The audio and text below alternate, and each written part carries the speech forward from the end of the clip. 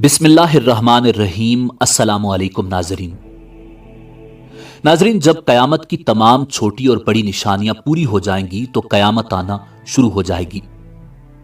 قیامت کی ابتدا نفخ سور سے ہوگی، جس کے بارے میں امام الانبیاء جناب محمد الرسول اللہ صلی اللہ علیہ وآلہ وسلم نے ارشاد فرمایا، اللہ تعالیٰ کے 4 مقرب فرشتوں میں سے حضرت اسرافیل علیہ السلام سور منہ میں لیے اپنی پیشانی جھکائے کان اللہ تعالیٰ کے حکم پر لگائے ہوئے ہیں۔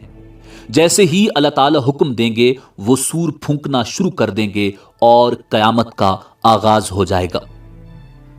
مسلم شریف کی حدیث کے مطابق یہ جمعہ کا دن ہوگا، لوگ اپنے اپنے کاموں میں مشغول ہوں گے۔ اچانک مشرق و مغرب کے تمام لوگ ایک لمبی آواز سنیں گے جو آہستہ آہستہ اونچی ہوتی جائے گی۔ اس نامانوس آواز کی ہولناکی اور سختی کی وجہ سے لوگوں میں اضطراب اور بے چینی پھیلنی شروع ہو جائے گی۔ جب سور کی آواز بجلی کی کڑک کی طرح شدت اختیار کر جائے گی تب لوگ مرنا شروع ہو جائیں گے۔ جو آدمی جہاں ہوگا وہیں گر پڑے گا۔ جیسے جیسے سورہ اسرافیل بلند ہوتی چلی جائے گی ویسے ویسے نظام کائنات درم برم ہونا شروع ہو جائے گا۔ زمین آندھی میں ہچکولے کھانے والی قندیل کی طرح زلزلوں کی زد میں آ جائے گی۔ پہاڑ گرد و غبار بن کر اڑنے لگیں گے، سمندروں میں آگ بھڑک اٹھے گی، آسمان پھٹ جائے گا، سورج چاند اور ستارے بے نور ہو جائیں گے، تمام زیرو مخلوق انسان جن اور فرشتے فنا ہو جائیں گے، حتیٰ کہ ملک الموت بھی اپنی روح اللہ تعالیٰ کے حوالے کر دیں گے۔ ہر جاندار اور غیر جاندار چیز فنا ہو جائے گی، بس صرف ایک اللہ وحدہ لا شریک کی ذات ذوالجلال والاکرام باقی رہ جائے گی، اور اللہ سبحانہ و تعالیٰ کا یہ ارشاد مبارک پورا ہو جائے گا، کل من علیہا فان ویبقى وجہ ربک ذو الجلال والاکرام۔ ہر چیز جو اس زمین پر ہے فنا ہونے والی ہے اور صرف تیرے رب ذوالجلال والاکرام کی ذات ہی باقی رہنے والی ہے۔ جب ہر چیز فنا ہو جائے گی تو اللہ سبحانہ و تعالی اعلان فرمائیں گے، این الجبارون این المتکبرون لمن الملک اليوم۔ دنیا میں جبار بننے والے کہاں ہیں؟ دنیا میں متکبر بننے والے کہاں ہیں؟ آج کے روز بادشاہی کس کی ہے؟ طویل سناٹے کے بعد اللہ سبحانہ و تعالی خود ہی اس سوال کا جواب ارشاد فرمائیں گے، للہ الواحد القہار۔ آج کے روز بادشاہت صرف اللہ واحد اور قہار کی ہے۔ مسلم شریف کی حدیث کے الفاظ یوں ہیں، انا الملک این الجبارون المتکبرون۔ میں ہوں بادشاہ، کہاں ہیں دنیا کے جبار اور متکبر؟ ایک طویل مدت جس کا علم اللہ سبحانہ و تعالیٰ کو ہے سکون اور سناٹے میں گزر جائے گی۔ پھر جب اللہ تعالیٰ چاہیں گے نئے سرے سے آسمان، زمین اور فرشتوں کو پیدا فرمائیں گے۔ نئی زمین میں عمارتوں، درختوں، پہاڑوں اور سمندروں کا نام و نشان تک نہیں ہوگا، بلکہ وہ سفید، ہموار اور چٹیل میدان ہوگی جو اپنے رب کے نور سے خوب روشن ہوگی۔ انسانوں کو دوبارہ پیدا کرنے کے لیے آسمان سے ایک بارش نازل ہوگی جس کے نتیجے میں ہر انسان کی ریڑھ کی ہڈی سے پورا انسانی ڈھانچہ تیار ہو جائے گا اور اس پر گوشت پوست بھی چڑھا دیا جائے گا۔ اس کے بعد جناب اسرافیل علیہ السلام کو دوسری مرتبہ سور پھونکنے کا حکم دیا جائے گا اور تمام انسان ننگے پاؤں، ننگے بدن اور بے ختنہ اٹھ کھڑے ہوں گے جس طرح ماں کے پیٹ سے پیدا ہوئے تھے، اور اللہ تعالیٰ کا یہ فرمان بھی پورا ہو جائے گا کہ تم لوگ فردن فردن ہمارے پاس حاضر ہوگے جس طرح ہم نے پہلی مرتبہ تمہیں پیدا کیا تھا۔ سب سے پہلے امام الانبیاء جناب محمد الرسول اللہ صلی اللہ علیہ وآلہ وسلم اپنی قبر انور سے اٹھیں گے، پھر حضرت عیسیٰ علیہ نبینا علیہ السلام اور دیگر انبیاء کرام، شہداء، صلحاء، فضلاء اور اہل ایمان اٹھیں گے، پھر فساق، فجار اور پھر کفار و مشرکین۔ قبروں سے کافر، مشرک، فاسق اور فاجر لوگ اپنے اپنے اعمال کے مطابق اٹھیں گے۔ کوئی اندھا، کوئی بہرا، کوئی لنگڑا، کوئی چونٹی کی شکل میں اور کوئی سر کے بل اٹھے گا۔ کافر اس غیر متوقع زندگی کے مناظر دیکھ کر شدید خوف اور دہشت کی کیفیت میں مبتلا ہوں گے۔ आंखें पत्थराई होंगी, दिल कांप रहे होंगे, कलेजे मुंह को आए होंगे। कोई गमगुसार और मददगार नहीं होगा, ना ही कोई किसी दूसरे की तरफ देखने या ध्यान देने वाला होगा। अहले ईमान भी अपने अपने ईमान और अमाल के मुताबिक कब्रों से उठेंगे। शहीद अपनी शहादत के ताजा बहते हुए खून के साथ उठेगा। हालत एहराम में फौत होने वाला हाजी तलबिया पुकारते हुए उठेगा, लब्बैक अल्लाहुम्मा लब्बैक, लब्बैक ला शरीक लक लब्बैक, इन्नल हम्द वन निअमत लक वल मुल्क ला शरीक लक। अहले ईमान के लिए दोबारा जिंदगी खिलाफ तवक्को नहीं होगी, लिहाजा उन पर खौफ और दहशत की वो कैफियत तारी नहीं होगी जो कुफ्फार और मुशरिकीन पर होगी। कब्रों से उठते ही हर इंसान पर दो फरिश्ते मुकर्रर कर दिए जाएंगे जो उसे मैदान हशर में पहुंचा देंगे। याद रहे कि मुल्क शाम का इलाका मैदान हशर होगा। लोगों को अपनी अपनी कब्रों से उठकर वहीं पहुंचना होगा। कुफ्फार में से जो लोग अपनी कब्रों से अंधे उठेंगे वो ठोकरें खाते गिरते पड़ते वहां पहुंचेंगे।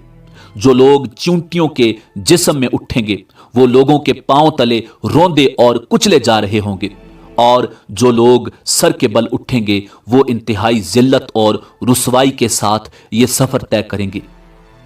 बाज काफिरों को आग हाँक कर मैदान हशर में ले जाएगी। काफिर जहां कहीं थक हार कर रुकेंगे आग भी रुक जाएगी, और जहां चलेंगे आग भी उनके साथ चलना शुरू कर देगी। अहले ईमान भी अपने अपने अकायद और आमाल के मुताबिक मैदान हशर में पहुंचेंगे। बाज लोग पैदल पहुंचेंगे, बाज लोग ऊंटों पर सवार होंगे। किसी ऊंट पर एक, किसी ऊंट पर दो, किसी पर चार, हत्ता के 10-10 आदमी भी एक ऊंट पर सवार होंगे। सारी मखलूक चुपचाप दम सादे एक ही सिमत रवां दवा होगी। किसी को ऊंची सांस लेने की भी मजाल नहीं होगी। हर आदमी को एहसास होगा कि आज इम्तिहान जिंदगी का नतीजा निकलने वाला है। जब सारी मखलूक मैदान हशर में पहुंच जाएगी तो ऐलान किया जाएगा, वमताजुल यौम अय्युहल मुजरिमून, मुजरिमों आज के रोज तुम नेक लोगों से अलग हो जाओ। सब लोग अलग अलग गिरोहों में तकसीम कर दिए जाएंगे। सूरज की परस्तिश करने वालों का गिरोह, सितारों की परस्तिश करने वालों का गिरोह, आग की परस्तिश करने वालों का गिरोह, बुतों की परस्तिश करने वालों का गिरोह, कब्रों की परस्तिश करने वालों का गिरोह, मुनाफिकों का गिरोह, मुर्तदों का गिरोह एक तरफ, और दूसरी तरफ ईमानदारों को उनके अकायद और आमाल के मुताबिक अलग अलग गिरोहों में तकसीम किया जाएगा। मैदान हशर में लोग नंगे पांव और नंगे बदन होंगे। सूरज 1 मील के फासले पर आग बरसा रहा होगा। जमीन दहक रही होगी। जिस्म सूरज की आग में जल रहे होंगे। जमीन पर पांव रखने मुश्किल होंगे। दूर दूर तक कहीं साया नजर नहीं आएगा। लोग अपने अपने अकायद और आमाल के मुताबिक पसीने में शराबूर होंगे।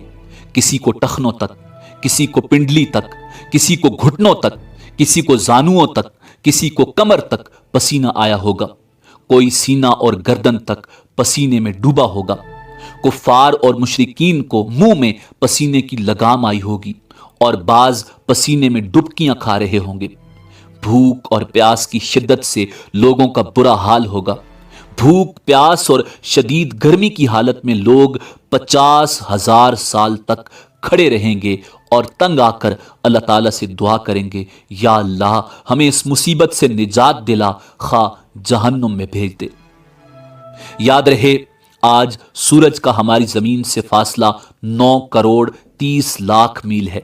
इसके बावजूद जून और जुलाई में जमीन इस कदर गर्म हो जाती है कि 1 मिनट के लिए इस पर नंगे पांव खड़े होना नामुमकिन होता है।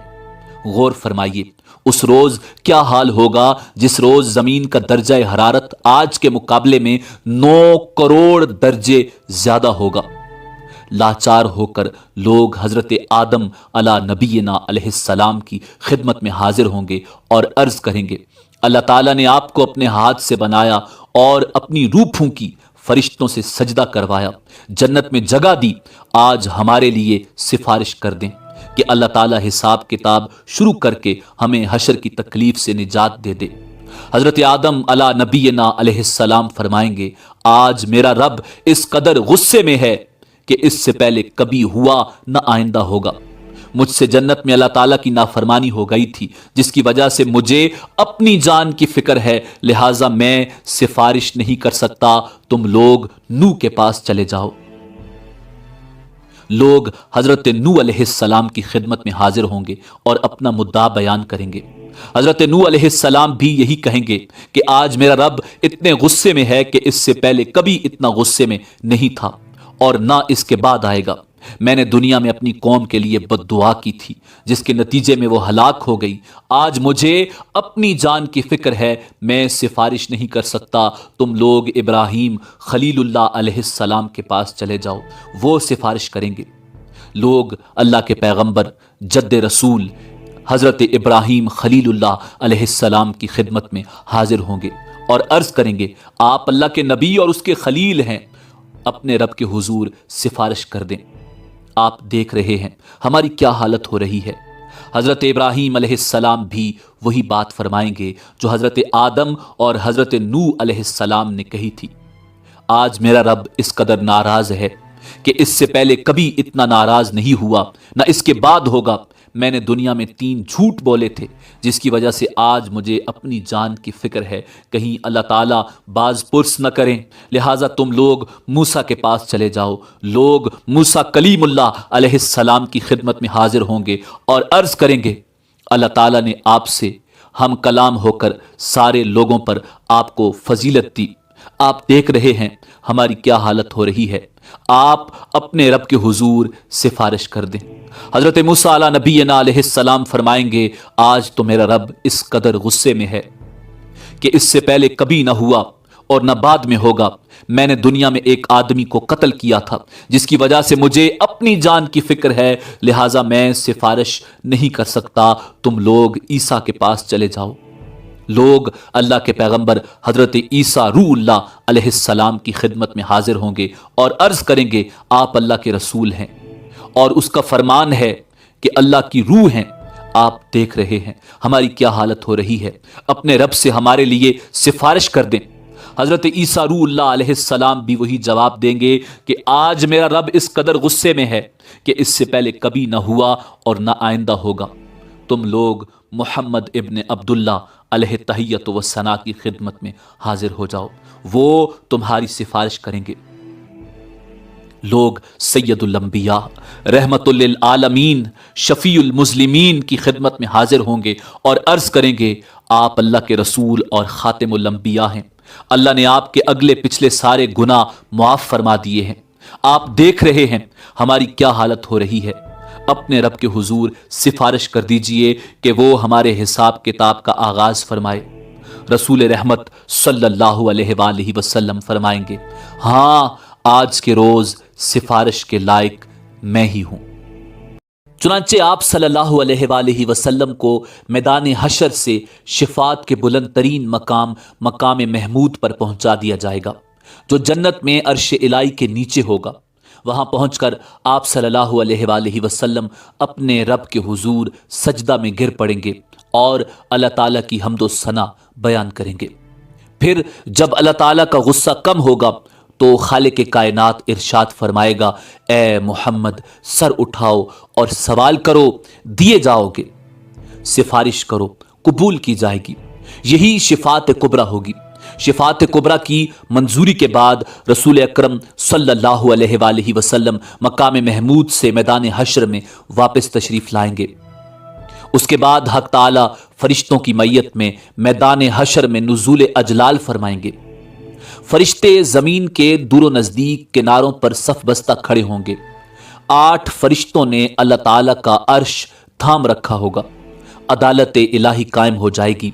मलाइका, अंबिया, औलिया और सुलहा को बतौर गवाह तलब कर लिया जाएगा। फरिश्तों को हुक्म होगा कि वो लोगों में उनके नामे आमाल तकसीम कर दें। अहले ईमान को सामने से और दाएं हाथ में नामे आमाल दिया जाएगा और कुफ्फारो मुशरिकीन को पुश्त की तरफ से बाएं हाथ में नामे आमाल दिया जाएगा। नामा अमाल पर नजर डालते ही हर आदमी के सामने उसकी सारी जिंदगी पेश हो जाएगी। भूले बिसरे माजी की सारी यादें ताजा हो जाएंगी। अहले ईमान के रोशन चेहरे कुछ और भी रोशन और तरोताजा हो जाएंगे और वो खुशी खुशी दूसरों को अपना अमालनामा दिखाएंगे और कहेंगे, हा उमुक़रऊ किताबिया, लोगो आओ मेरा नामा अमाल पढ़ो। कुफार और मुशरिकीन के चेहरों की स्याही में और भी कुछ इजाफा हो जाएगा। जिल्लत उनके चेहरों पर छा जाएगी। हसरत व निदामत से वो अपने हाथों को चबाएंगे और कहेंगे, काश मैं अपना नामा अमाल न देखता। या लैतनी लम ऊता किताबिया, मैं अपना नामा अमाल न देखता, मुझे अपना नामा अमाल न दिया जाता। वलम अदरी मा हिसाबिया, और काश मैं ना जानता कि मेरा हिसाब क्या है। कुफ्फार व मुशरिकीन बार बार अपने नामा अमाल को देखेंगे और ताज्जुब से कहेंगे कि ये कैसा अजीबो गरीब नामा अमाल है जिसमें हर छोटा बड़ा अमल लिखा हुआ मौजूद है। या वैलता माली हादल किताबी ला युगादिरु सगीरतन वला कबीरतन इल्ला अहसाहा, हाय हमारी कमबख्ती, ये नामा अमाल कैसा है, कोई छोटे से छोटा या बड़े से बड़ा अमल ऐसा नहीं जो इसमें शामिल ना हो। अमालनामों की तकसीम के बाद सवाल और जवाब का सिलसिला शुरू होगा। अल्लाह सुब्हानो व तआला जिस से चाहेंगे बगैर किसी तर्जुमान के बराह रास्त सवाल करेंगे। सबसे पहले मुशरिकों से पूछा जाएगा कि उन्होंने शिर्क क्यों किया। मुशरिक इनकार कर देंगे और अल्लाह ताला की कसम खाकर कहेंगे, हमने तो कभी शिर्क नहीं किया। वल्लाहि रब्बिना मा कुन्ना मुशरिकीन, अल्लाह ताला किरामन कातिबीन को गवाही के लिए बुलाएंगे। वो मुशरिकों के शिर्क की गवाही देंगे, लेकिन मुशरिक फिर इनकार कर देंगे। शिर्क से भरपूर किरामन कातिबीन का तैयार किया हुआ नामा अमाल उनके सामने रख दिया जाएगा। मुशरिक उससे भी इनकार कर देंगे। फिर उस दौर के अंबिया, उलमा और औलिया को गवाही के लिए बुलाया जाएगा, तो वो उनके शिर्क की गवाही देंगे, लेकिन मुशरिक उससे भी इनकार कर देंगे। फिर कब्र या मिज़ार की वो जगह जहां शिर्क किया जाता था गवाही के लिए लाई जाएगी, वो भी मुशरिकों के शिर्क की गवाही देगी, लेकिन मुशरिक उसका भी इनकार कर देंगे और अल्लाह ताला से मुखातिब होकर कहेंगे, या अल्लाह, क्या तूने अपने बंदों को जुल्म से पनाह नहीं दी। अल्लाह ताला इरशाद फरमाएंगे, हाँ मैंने अपने बंदों को जुल्म से पनाह दी है। मुशरिक कहेंगे, आज हम अपनी ज़ात के अलावा किसी दूसरे की गवाही को तस्लीम नहीं करेंगे। अल्लाह ताला उनकी ज़बानों पर मोहर लगा देंगे और उनके आज़ा को बोलने का हुक्म देंगे। तब मुशरिकों के आज़ा गवाही देंगे कि हाँ वाकई ये शिर्क करते थे, और यूं उन पर जहन्नुम वाजिब हो जाएगी। मुशरिक अपने आज़ा को लान तान करेंगे कि हम तो तुम्हें जहन्नुम से बचाने की कोशिश कर रहे थे।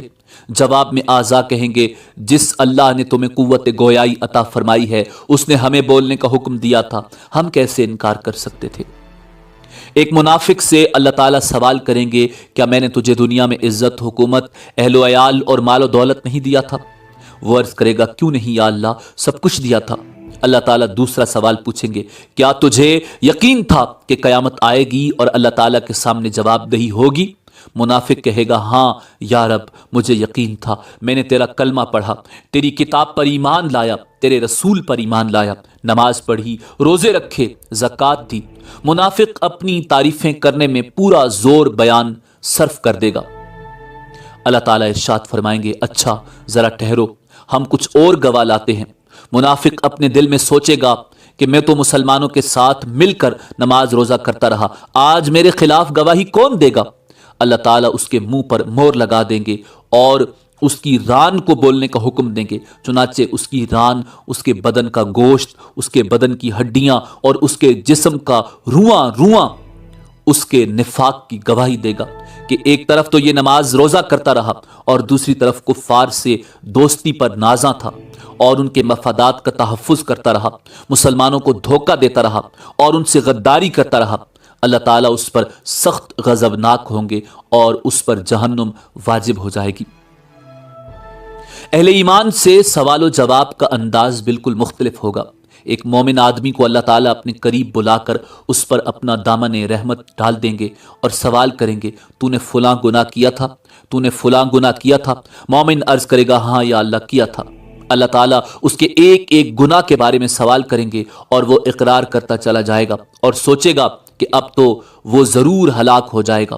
آخر میں اللہ تعالیٰ ارشاد فرمائیں گے میں نے تیرے گناہوں پر دنیا میں بھی پردہ ڈالا ہوا تھا اور آج بھی پردہ ڈال رہا ہوں، اور اسے جنت میں بھیج دیا جائے گا۔ افراد کے علاوہ انبیاء اور رسل کی تکذیب کرنے والی اقوام سے بھی سوال و جواب ہوں گے۔ قوم نوح سے سوال ہوگا تم نے پیغمبر کی تکذیب کیوں کی؟ اور وہ حضرت نوح علیہ السلام اور ان کی دعوت کا انکار کریں گے۔ اللہ تعالیٰ حضرت نوح علیہ السلام سے فرمائیں گے نوح اپنے حق میں گواہی لاؤ۔ حضرت نوح علیہ السلام عرض کریں گے میری گواہی امت محمدیہ ہے۔ چنانچہ امت محمدیہ کے علماء، اولیاء اور صلحاء حاضر کیے جائیں گے اور وہ گواہی دیں گے کہ ہاں نوح پیغمبر بنا کر بھیجے گئے تھے اور انہوں نے 950 سال تک حق رسالت ادا کیا۔ قوم نوح کہے گی تم تو ہمارے زمانے میں موجود ہی نہیں تھے، تم یہ گواہی کیسے دے رہے ہو؟ اس پر رسول اکرم صلی اللہ علیہ وآلہ وسلم کو لایا جائے گا اور وہ اپنی امت کی صداقت کی گواہی دیں گے کہ میری امت نے قرآن مجید کی روح سے بالکل سچی گواہی دی ہے۔ رسول اکرم صلی اللہ علیہ وآلہ وسلم کی اس گواہی کے بعد قوم نوح لاجواب ہو جائے گی اور مجرم قرار پا کر جہنم میں ڈال دی جائے گی۔ ایسا ہی معاملہ قوم ہود، قوم صالح، قوم شعیب، قوم لوط اور دوسرے انبیاء کی اقوام کے ساتھ ہوگا۔ جرم ثابت ہونے کے بعد کافر بارگاہ الہی میں درخواست کریں گے اے ہمارے رب، ہم نے سب کچھ دیکھ اور سن لیا، بس ایک دفعہ ہمیں دنیا میں واپس بھیج دے، ہم ضرور نیک عمل کریں گے۔ ارشاد ہوگا یہ ممکن نہیں، اب تو تمہیں اپنے کرتوتوں کا ہمیشہ ہمیشہ کے لیے مزہ چکھنا ہوگا۔ کفار دوسری درخواست یہ کریں گے یا اللہ ہماری گمراہی کے ذمہ دار ہمارے پیشوا اور لیڈر ہیں، انہیں ہماری نسبت دوہرا عذاب دیا جائے۔ ارشاد ہوگا تمہارا یہ عذر بھی قابل سماعت نہیں، گمراہ ہونے والوں کو گمراہ ہونے کا عذاب دیا جائے گا اور گمراہ کرنے والوں کو گمراہ کرنے کا عذاب دیا جائے گا۔ اپنی اپنی جگہ تم دونوں ہی مجرم ہو، دونوں کو اپنے اپنے کیے کی سزا ملے گی۔ حشر میں اس قسم کے سوال و جواب کے علاوہ دیگر اعمال کا حساب کتاب بھی ہوگا۔ حقوق اللہ میں سے نماز کا حساب سب سے پہلے ہوگا۔ جو آدمی نماز کے حساب میں کامیاب رہا انشاءاللہ باقی اعمال میں بھی کامیاب رہے گا، اور جو نماز کے حساب میں ناکام رہا وہ باقی اعمال میں بھی ناکام رہے گا۔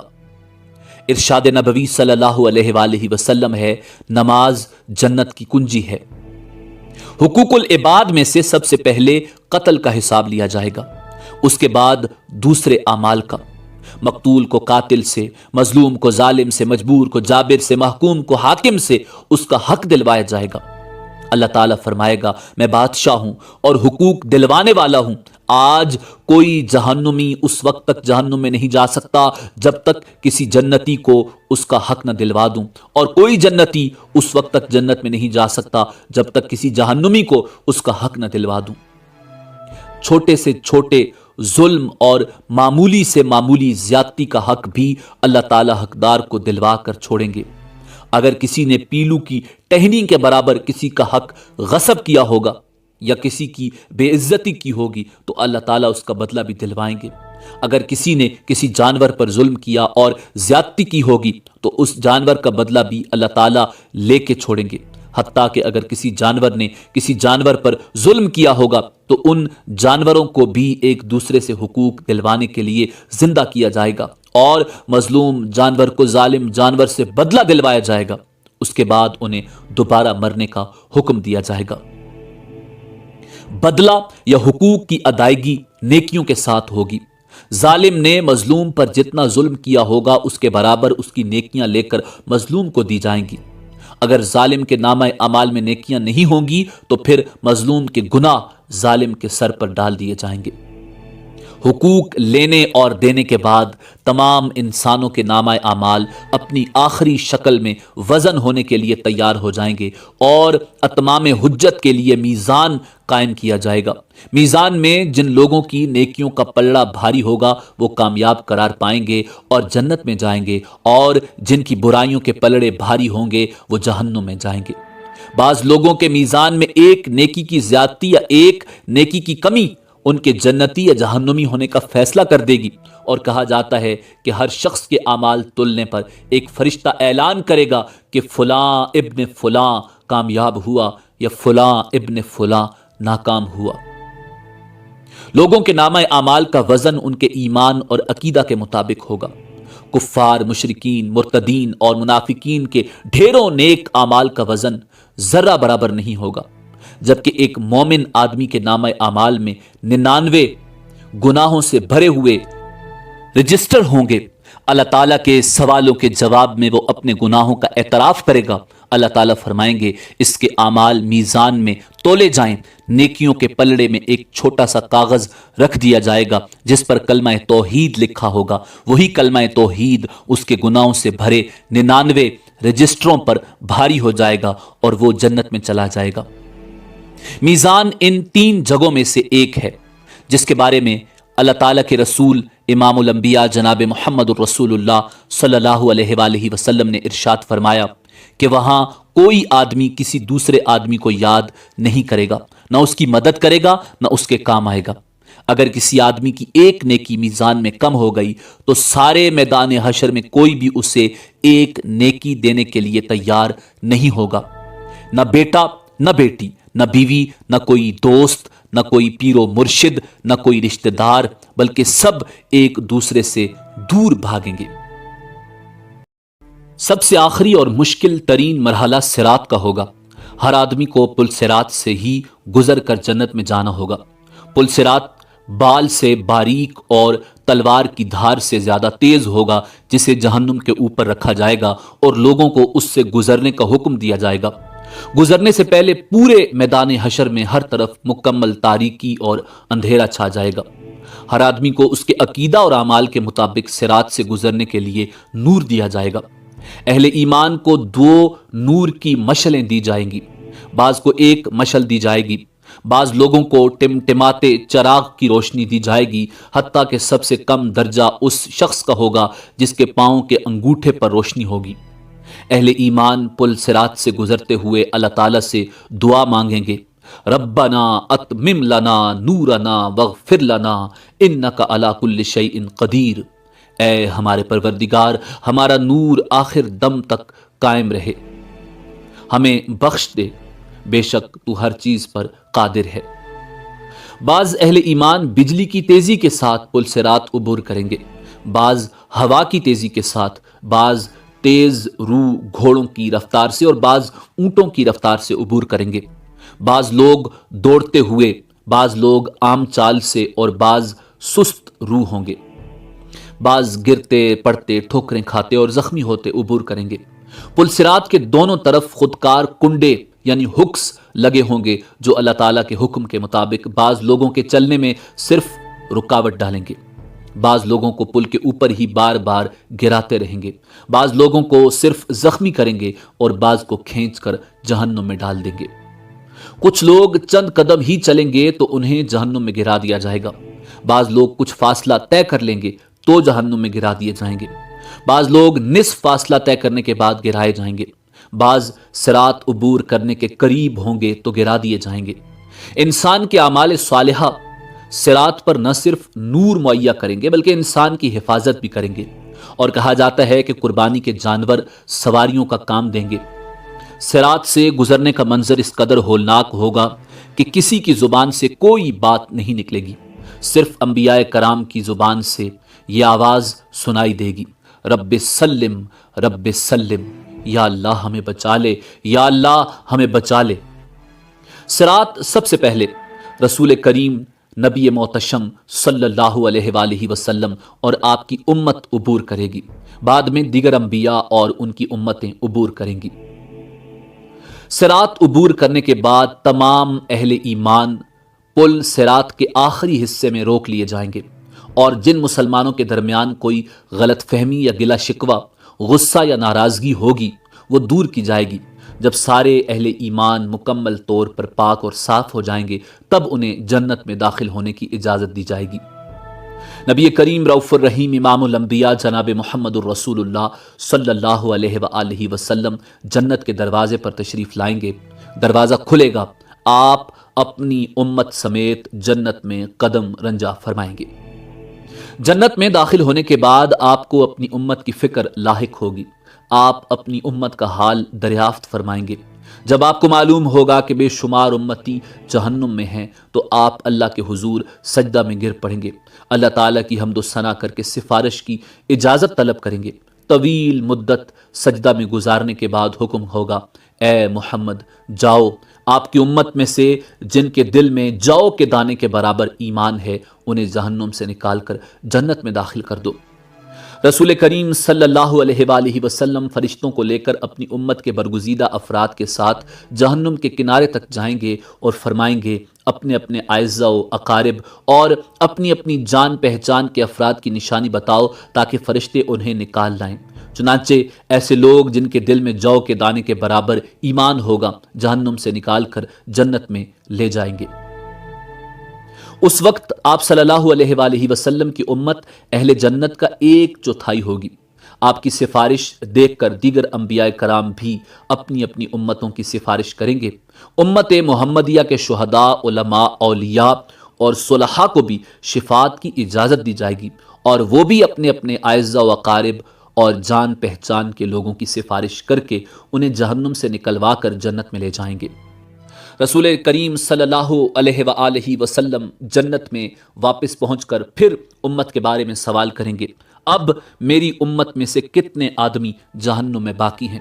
آپ کو بتایا جائے گا کہ ابھی تو ہزارہ تعداد میں لوگ جہنم میں ہیں۔ آپ پھر سفارش کے لیے سجدہ میں گر پڑیں گے۔ اذن شفاعت ملے گا کہ آپ کی امت کے وہ افراد جن کے دل میں چونٹی یا رائی کے برابر ایمان ہے انہیں بھی نکال لاؤ۔ آپ حسب سابق امت کے علماء و اولیاء صلحاء کو ساتھ لے کر جہنم کے کنارے پہنچیں گے اور رائی کے برابر ایمان والوں کو جہنم سے نکال کر جنت میں لے جائیں گے۔ تب آپ کی امت اہل جنت کی 1/3 ہو جائے گی۔ آپ پھر استغفار فرمائیں گے، میری امت کے کتنے افراد ابھی جہنم میں ہیں؟ آپ کو بتایا جائے گا ابھی تو ہزاروں امتی جہنم میں ہیں۔ آپ اذن شفاعت کے لیے پھر سجدہ ریز ہو جائیں گے، اللہ تعالیٰ کی حمد و ثنا کریں گے۔ آپ کو پھر اذن شفاعت ملے گا کہ چونٹی یا رائی سے کم درجہ کے ایمان والوں کو بھی جہنم سے نکال لاؤ۔ اذن شفاعت ملنے پر آپ پھر فرشتوں کی میت میں اپنی امت کے علماء، فضلاء اور اولیاء و صلحاء کے ساتھ جہنم کے کنارے پہنچیں گے اور امت کے ان افراد کو بھی جہنم سے نکلوائیں گے جن کے دل میں رائی سے بھی کم درجہ کا ایمان ہوگا۔ تب آپ کی امت اہل جنت کی نصف تعداد کے برابر ہو جائے گی۔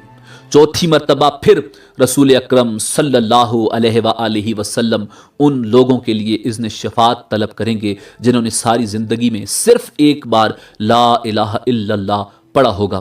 اللہ تعالیٰ ارشاد فرمائیں گے، میری عزت، عظمت، جلال اور کبریائی کی قسم، جس نے لا الہ الا اللہ کہا ہے اسے میں خود جہنم سے نکالوں گا۔ چنانچہ آخر میں اللہ تعالیٰ خود ان لوگوں کو جہنم سے نکال کر جنت میں داخل فرمائیں گے جنہوں نے لا الہ الا اللہ کہا ہوگا۔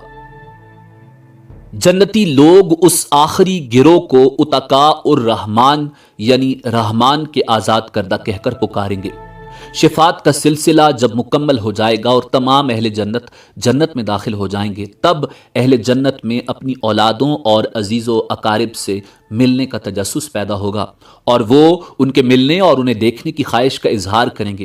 ارشاد باری تعالیٰ ہوگا کہ اولادوں کو ان کے والدین کے ساتھ ملا دیا جائے۔ چنانچہ تمام اہل جنت کے اہل و عیال کو ایک جگہ اکٹھا کر دیا جائے گا۔ اہل جنت کے جنت میں آباد ہو جانے کے بعد اور اہل جہنم کے جہنم میں پہنچنے کے بعد سب کو آواز دی جائے گی، اے اہل جنت جنت کے کنارے پر آ جاؤ، اے اہل جہنم جہنم کے کنارے پر آ جاؤ۔ دونوں فریق جب کناروں پر پہنچیں گے، ایک سفید مینڈا لایا جائے گا جس کے بارے میں سوال کیا جائے گا، اے اہل جنت، اے اہل جہنم، بتاؤ یہ کون ہے؟ کہیں گے یا اللہ یہ موت ہے۔ اس کے بعد اللہ تعالیٰ اس مینڈے کو ذبح کرنے کا حکم دیں گے۔ مینڈے کو ذبح کرنے کے بعد اعلان کر دیا جائے گا، اے جنت والو، تمہارے لیے ہمیشہ ہمیشہ کے لیے جنت ہے، تمہیں کبھی موت نہیں آئے گی، اور اے جہنم والو، تمہارے لیے ہمیشہ ہمیشہ کی جہنم ہے، تمہیں بھی کبھی موت نہیں آئے گی۔ یہ سن کر جنتی لوگ اس قدر خوش ہوں گے کہ اگر خوشی سے مرنا ممکن ہوتا تو جنتی لوگ خوشی سے مر جاتے۔ جہنمی یہ اعلان سن کر اس قدر مغموم ہوں گے کہ اگر غم سے مرنا ممکن ہوتا تو جہنمی لوگ غم سے مر جاتے۔ آخرت کے شدید مصائب و آلام کے مقابلے میں دنیا کے مصائب و آلام نہ صرف عارضی بلکہ بہت ہی کم تر درجے کے ہیں۔ آخرت کی لازوال اور ابدی نعمتوں کے مقابلے میں دنیا کی نعمتیں بالکل عارضی اور کم تر درجے کی ہیں۔ پس عقل مند لوگ وہی ہیں جو نہ تو دنیا کے مصائب و آلام سے گھبرا کر اللہ اور اس کے رسول کی نافرمانی میں پڑیں، اور نہ ہی دنیا کی رنگینیوں کے فریب میں مبتلا ہو کر اللہ اور اس کے رسول کو ناراض کر بیٹھیں، بلکہ دونوں حالتوں میں ان کی نگاہ آخرت کے آنے والے مراحل پر رہے۔ حضور نبی کریم صلی اللہ علیہ وآلہ وسلم سے دریافت کیا گیا، یا رسول اللہ، مومنوں میں سب سے زیادہ عقل مند کون ہے؟ آپ نے ارشاد فرمایا، جو موت کو زیادہ یاد کرتا ہو اور جو موت کے بعد آنے والے وقت کے لیے اچھی طرح تیاری کرتا ہو، وہ سب سے زیادہ عقل مند ہے۔